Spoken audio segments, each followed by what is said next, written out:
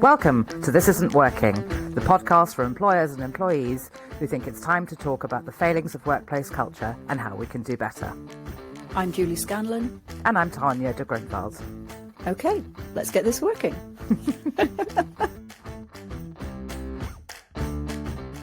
Hi, Julie.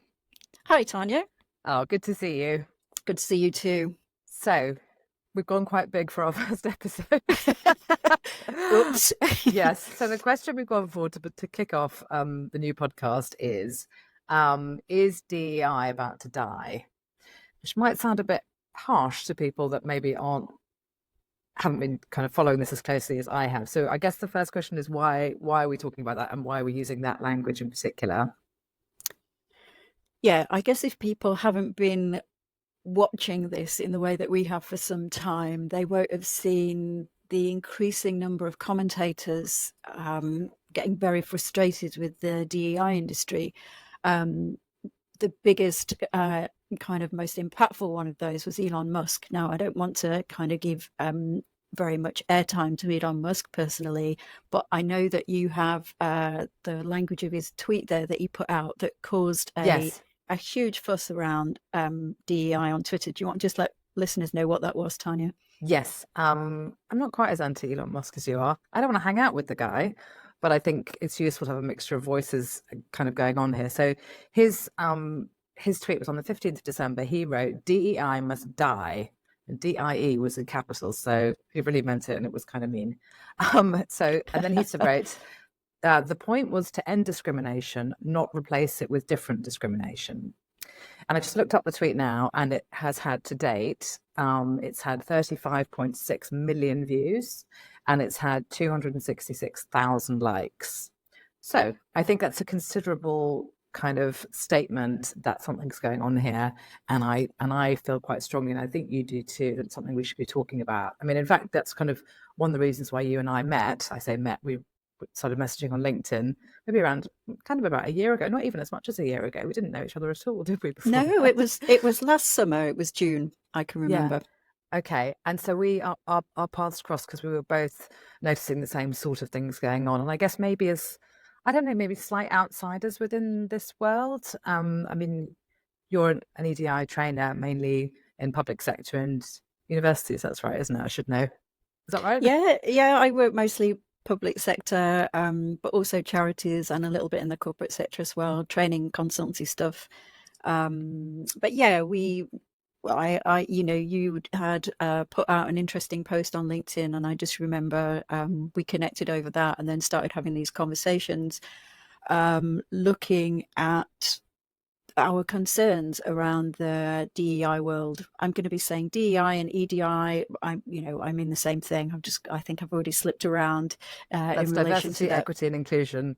If anybody isn't aware of that, but I think most people will be. If anybody isn't aware of that, so we just started having some conversations, didn't we? And noticing some what we thought were perhaps worrying trends, and then started to see, more commentators, people like Musk, for example, putting out that really bold statement, and the amount of interest that he got with that just shows actually there's some conversations that we need to have. Do you think you were aware of it before that? Because I think I probably was, but something wasn't right. Yeah, certainly. I think for quite some time. I mean, I've been working as a kind of DEI consultant about 6 or 7 years, and I was an academic before that. And when I first started working, I didn't really see too many problems with the industry. I didn't really see too many issues. But as just over those years, just becoming more and more attuned to actually some things are not right here. And one of those in particular, the things that I see that is not right is the inability, it seems, for people to be able to question things, to be able to have their own perspectives sometimes.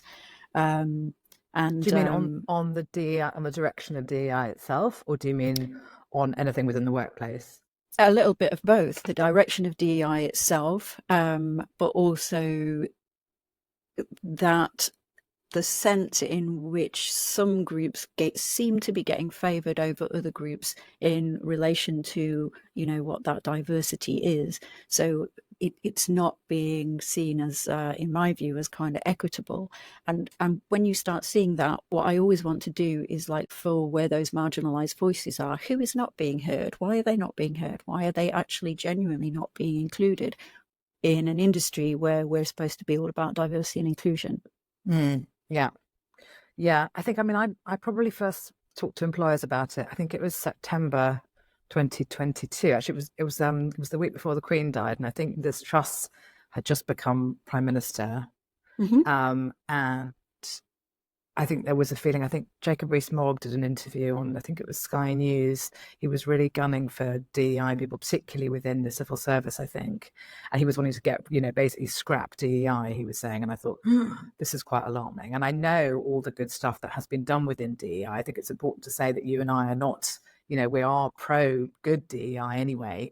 And I've seen all the good work it's done. I mean, my first kind of work in this area was to do with unpaid internships, and the reason why I know there are still too many out there, but the reason why there are fewer than there were is because big firms particularly have realized that to join the dots between unpaid internships and social mobility, which obviously is part of DEI, and we see it that way now. So I see the good stuff that's been done. I see great stuff on disability, loads of areas they've done brilliant stuff, but I've just seen, particularly within the last year, I feel like it sometimes feels like there's a kind of drunk driver who's kind of taking us off a cliff. And I really want to be able to just say, what's going on here? We need to talk about this. Hang on a minute, what's going on? And as it feels out of control to me at points. And I think it all came from a good place. I think DEI, it was definitely has always been good intentions. And I think there's still good intentions. I don't really see anybody who's deliberately trying to divide people or trying to make people have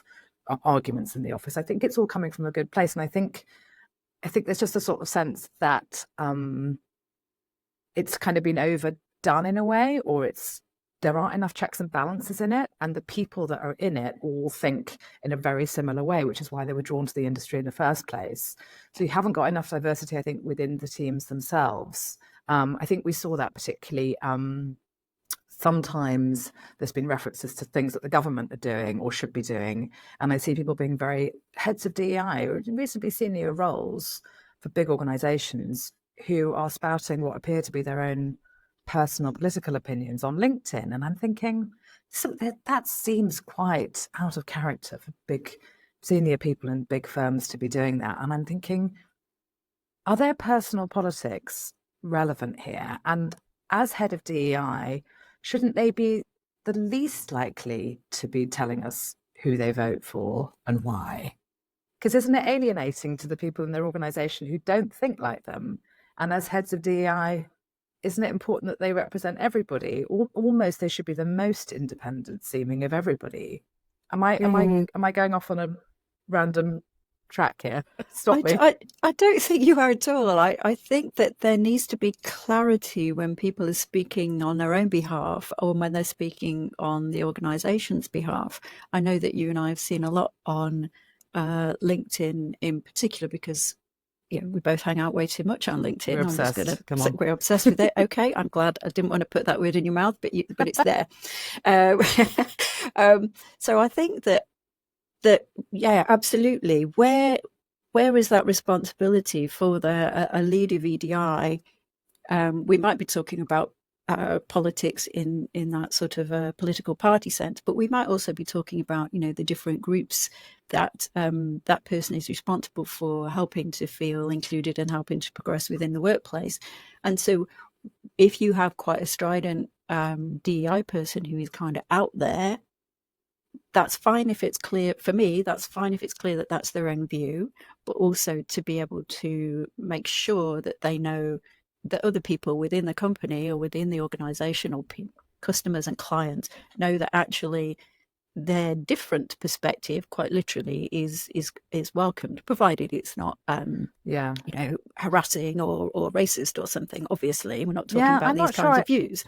I'm not sure I 100% agree, actually. I think for big organizations particularly, people are incredibly careful what they put on LinkedIn.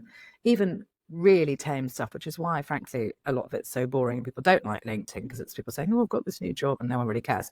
But so I think there is a general sense of sort of timidness on LinkedIn, and it would be unusual for anybody even vaguely senior to be talking about who they vote for or what their views are on controversial topics, even if they weren't head of DEI. I mean, something feels very strange to me. So I guess maybe if we're going to take Elon, I know you're mates with Elon. If we're going to use Elon's metaphor all the way through this podcast, Go on then. Just to upset you, I guess so the signs are that the DEI, if it's not dying, it's pretty unwell. But maybe the first signs that it were pretty unwell, I guess maybe it like caught a cold or something initially, and I guess. So we're sort of seeing a feeling that we can't talk about what's wrong. What are the other signs that we've seen, do you think, maybe more recently, that something's not right? I think that for me, the lack of being able to have a conversation, to be able to challenge or question, has been, I think that's such a damaging symptom of a cold that is really, it's telling us that something's wrong. If people are being kind of, I'm going to sort of say, slapped down for asking a question or for having a different perspective, I think that's really problematic. And it's not the way that we can move forward with any issue, by silencing people or having a kind of one view that isn't open to challenge in some way. I understand that people have, very kind of particular and very strong personal views around some of the contentious issues that DEI touches upon, and indeed, that's kind of fine and that's kind of appropriate. But I think just being able to sit in a room and have conversations with people that have different perspective should be what this is. What those people are kind of trying to do is to foster that genuine environment where people can do that. I mean, I don't know how much people are being slapped down, as you say, within these organizations, because I don't work within them. I mean, I've certainly been slapped down myself on LinkedIn a number of times by some heads of DEI. In fact, It's very weak. But I'm taking a few bruises out there. But I think it's really important to stand up and say, actually, have you thought this through? And I'm always polite, but I got in a bit of a tussle with somebody this week, and I just, it's astonishing to me how people who are fairly senior and fairly high profile are, I'm not saying I'm a big deal in this industry, but I've got a reasonable, professional reputation. This person probably knows who I am. And then to basically kind of slap me down and then block me for asking a reasonable, very polite question that was not written in a personal way at all, I thought is a real sign that something's wrong. And I've seen it before from heads of DEI. You either get blocked for asking a question, or you notice next time they put something on LinkedIn, they've limited their who can comment. So it's only their connections, people in their immediate circle who they've accepted as a connection who can comment. Now, if that's not building an echo chamber for yourself, then I don't know what is. I think that's an astonishing thing to do. And it's not the point of social media. That just feels like you're just creating a bunker and you're just digging in. And it just doesn't seem strategically a smart thing to do. I think it's a very weird thing to do, but especially if anybody over 30 is going to think that's reasonable. Not that anybody under 30 would think that was a good thing to do, but by 30, you should really know that that's not the way to behave.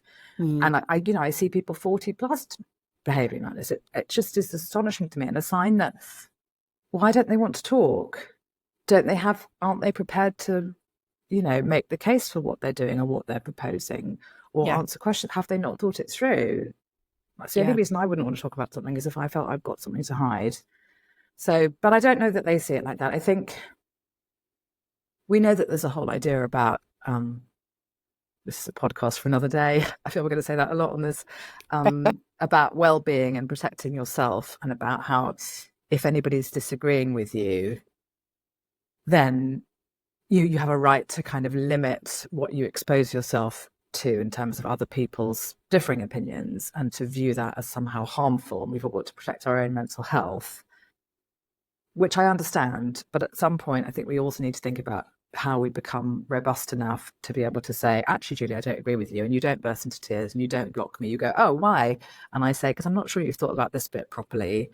What do you think about such and such? Does your idea still work if this goes wrong? And you go, maybe it doesn't. And then I think maybe actually I'm being a bit unfair. And then we talk it through. That's a Yeah, normal way to yeah, resolve issues. yeah. That's It not what I'm is. seeing. That's not what I'm seeing. And that's the concern for me. It's absolutely a huge concern for me. And yeah, we've had many conversations and we don't agree on everything. That's absolutely fine. We get on and we kind of are working together. But there's this, it creates a barrier. It's suggesting that, your voice is not, that you're not going to be seen, you're not going to be heard.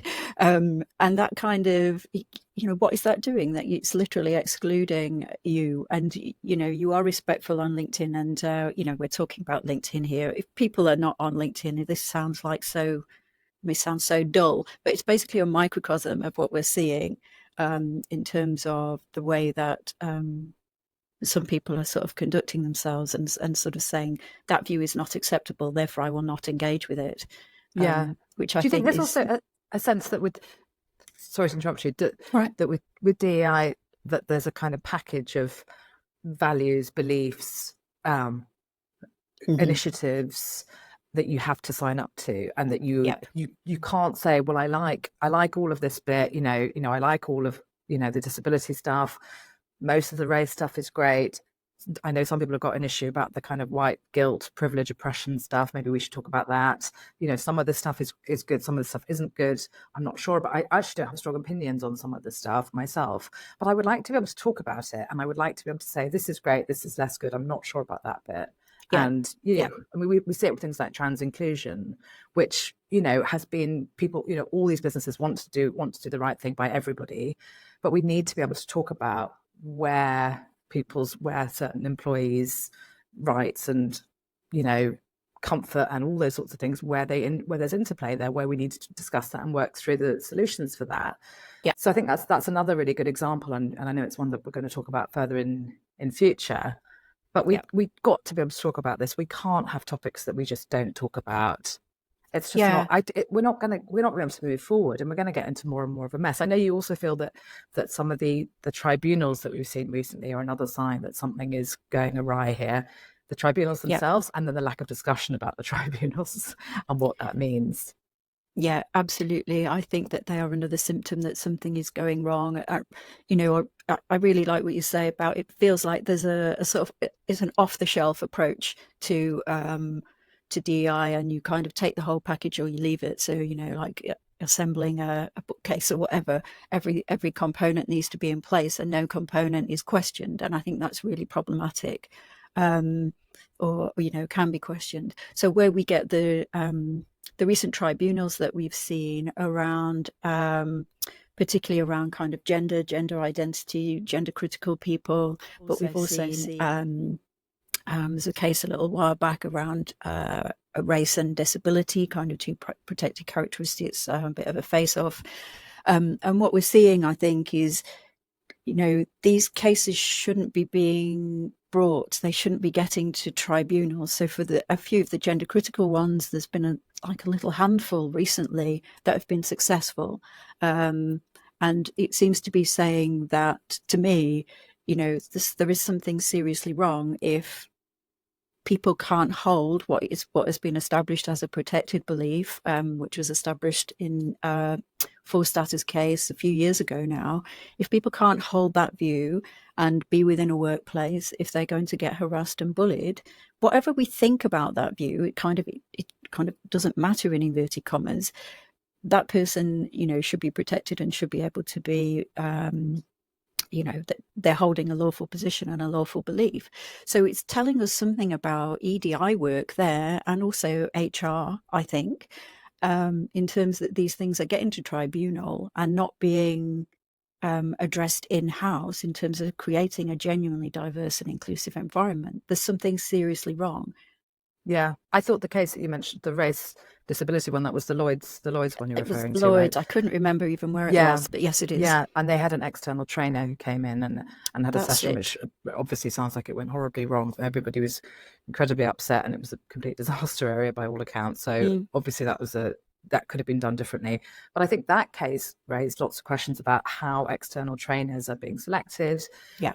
Whether there was enough preparation for that on the behalf of Lloyd's and the training company, if the trainer was well enough prepared for difficult questions that maybe were not phrased in the way that they would want them to be. And I know there was the whole thing about the word that was used, which I totally understand that obviously sounded like an absolutely horrible session for everybody. How can we avoid that happening again? Nobody wants that to happen again.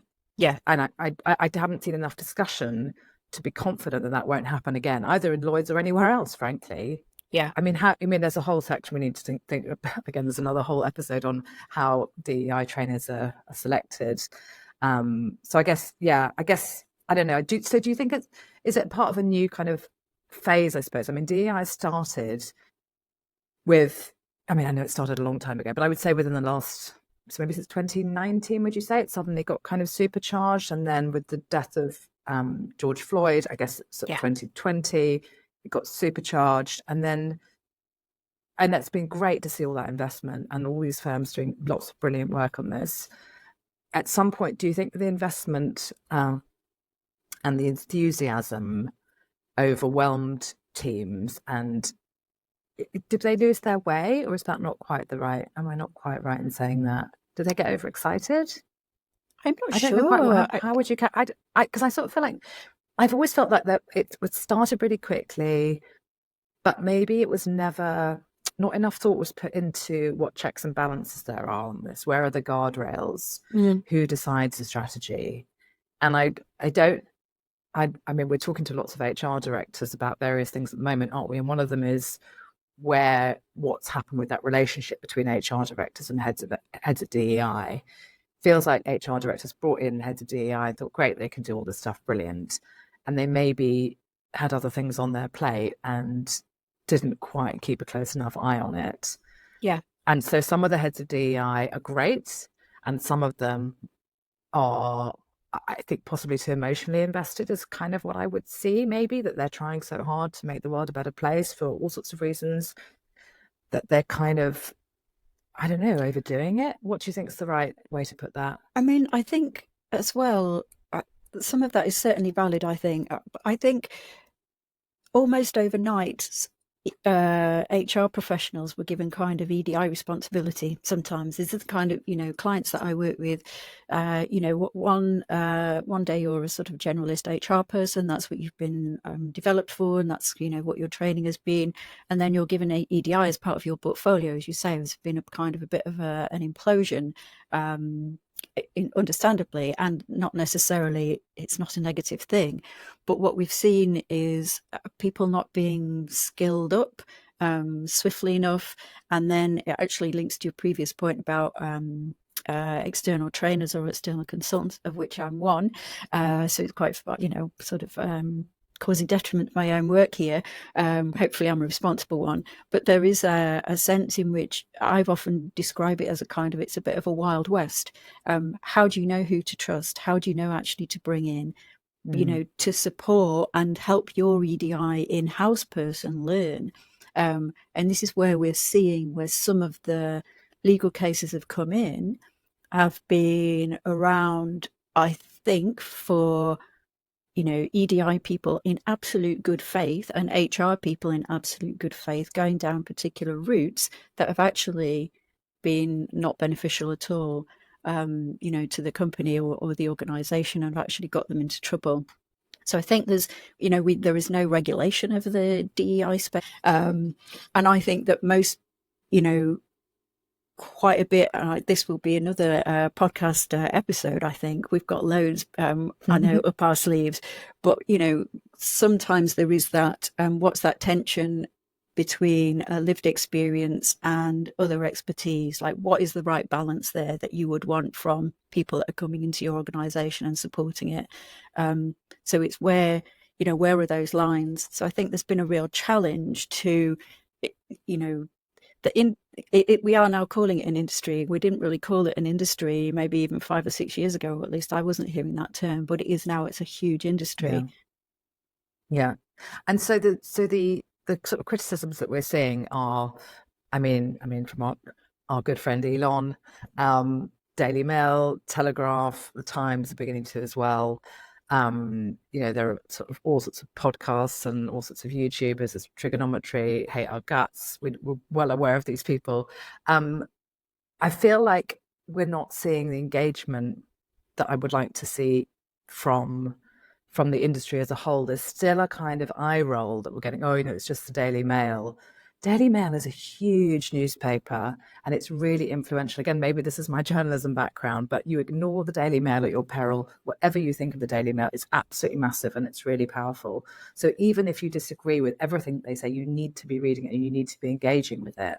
And this eye roll, I think, is the thing that makes me the most concerned, if I'm honest, about what's going on. Yeah. So I don't know. I mean, I don't know quite what we think is going to. Do you want to go on to talk about? I mean, we've talked about the trainers, we've talked about the heads of DEI, we mentioned the heads of the HR directors to kind of see what they're going to do this year. I mean, I think we've had this week that we're heading. I mean, we are in recession, I think, officially now. What do you think the future of DEI looks like, given that if certain firms don't like it or are falling out of love with it, it feels like some of the people we're talking to are saying it's going to be quite easy for them to hide it as a cost-cutting thing this year, to sort of what they call kind of embedding it. That was air quotes for our audio listeners. See, that's good. Well remembered. But kind of embedding it into the business, which allows you to kind of say, hey, we're evolving into a new era. We're so sophisticated and so good at this stuff now that it's everyone's responsibility. And suddenly your head of DEI has gone, the team has been rehomed somewhere else, kind of reassigned to other things, or they've maybe left or whatever. So what does it look like? I don't know if it's going to, I guess, what are your predictions? Yeah, I mean, my predictions are that it is going to be embedded, and I'll use the air quotes as well, because we see this cycle again and again and again. Even when I was an employee, that was, it was really recognizable. When times get tight, EDI is one of the things that gets stripped back. People say they're embedding it, and what that means is that not much progress happens. Any kind of it sort of drops off the agenda, unfortunately, because people they're not measuring things, they're not being measured against the KPIs, etc. So I predict that that's what's going to happen, and I predict, however, that then there will become that moment where it's like, oh, we're not making any progress with what we want to do. We're losing people. We're losing senior women. We're, our ethnicity balance is like taking a dive, because this is what happens when we leave things alone, potentially, and then you'll get EDI people coming back in. But there will be an opportunity for a bit of a reset, hopefully. I think that we also need to get, we've been quite down on EDI because this is, part of what we're kind of challenging here. But I think we also need to get a lot better, all of us, in communicating the genuine strengths of diversity and inclusion, what it does for your organisation. Particularly, it's very important that it's aligned to the purpose of your organisation, so that it doesn't feel like it's some kind of tag on. So I'd like also to see us getting much, much better at that. At the moment, you've asked me for predictions. I don't know that I'm predicting that, but I am seeing some chinks in conversations, which is where we thought this podcast series could be timely, isn't it? That there are some chinks, there's an opportunity here for, people are starting to realize that we need to do something differently, or we're losing people. What are your predictions, Tanya? I actually feel, oddly, I feel more optimistic than you do. Okay. I haven't really seen that. I haven't really seen that cycle because I haven't really been watching it for long enough. I don't think people want to go backwards. I think anybody who likes and understands and likes anything about DEI does not want to ditch the whole thing. Yeah. So, and I think it would be a problem, particularly for young people in the organization and for attracting young people to the organization. If you're going back to the bad old days of what is this going to be, like a horrible laddish beery culture, is any of this good where everyone's white and middle class? I just can't see them wanting to go backwards. It just, Yeah. even if it's all you care about, is it just looks bad, and it just isn't. It's not good for business. We know that. So I don't see it as I don't see it as unraveling. I'm not quite sure how we keep the good stuff and bin the bad stuff, especially if we're not allowed to even talk about the bad stuff. So for me, top of the list would be, we've got to acknowledge where this is going wrong, and then we've got to be better at explaining what we're doing right that is good. And there's loads of really easy wins there. I mean, it's people don't disagree with all the work on social mobility, on disability. Like, people don't disagree with it. And we need to be clearer about making people feel confident that we know where the lines are. Lots of people think that we have sort of quotas and things here when we do positive discrimination. We don't do positive discrimination. There was that mistake that the RAF made a few years ago. I was an absolute howler. Like, people know that was a howler. And so big firms certainly are very clear on where that line is. So there's all this idea that we're giving people jobs because of their race or because of their sex, and we're not. And where that's happening, it really should not be happening, and people are aware that shouldn't be happening. So, but people don't know that. Yeah. So that's awful. We should have done a better job of explaining that to people. Yeah. We can't expect them to understand our industry any more than we understand their industry. Like, this is not how things work. Yeah. So I think it's on us to explain the good stuff better and say, look, the reason why this is better is because we've done this work. Yeah. But we can't move forward without that consensus. We've got to get support. Yeah. Otherwise we can't move forward. So we're going to have to look at what's working and what's not working, and be really honest about that. I think that's so important, and that word communication is popping into my mind again. So we need to communicate with people about what DEI can do and all of its benefits, but communication is always two-way. So we need to listen. We need to listen to people like Musk that are telling us, that he sees the death of DEI, that he sees the kind of the damage and the exclusion that it's causing and the division. We need to listen to that, which is, it's so important that that's a two-way street. And so, to come back to some of your experiences on LinkedIn, that is not the approach that I would expect any DEI professional to take. No, I think my concern also is that I think DEI, well, anyway, what do I know? But the most vocal people on DEI on LinkedIn, who I know are not necessarily the majority, but they are the most vocal, seem to think that the solution to all of this is what they would call education, which basically means getting everyone to agree with them, whether that's their political views or their sort of philosophical views. I don't think that's the solution to this, and I'm worried that they think that is the solution. That's another sign to me that they don't understand what the problem is. Yeah. And this is starting to feel like, is this like a kind of re-education camp where you can't leave until you say that you agree with them and you believe what they believe, and you're like, all right, I'll just say it because I've got to catch my train. Fine, if you want me to say these mantras, I'll say them, but I don't really care. And you go home and have a good laugh, at the end of the day with your friends. Yeah. But like, what are we doing here? That's not. How is that bringing anyone together or increasing productivity or improving retention?